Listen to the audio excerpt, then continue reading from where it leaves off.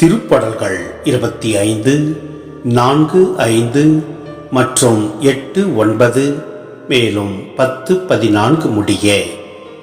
ஆண்டவரே, உம் பாதைகளை நான் அறிய செய்தரலாம், உம் வழிகளை எனக்கு கற்பித்தரலாம்.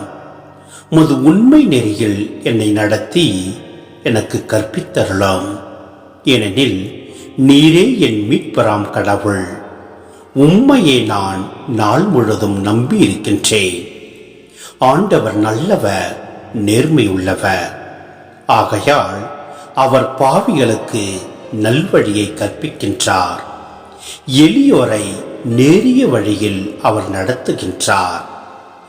எளியோருக்கு தமது வழியை கற்பிக்கின்றார்.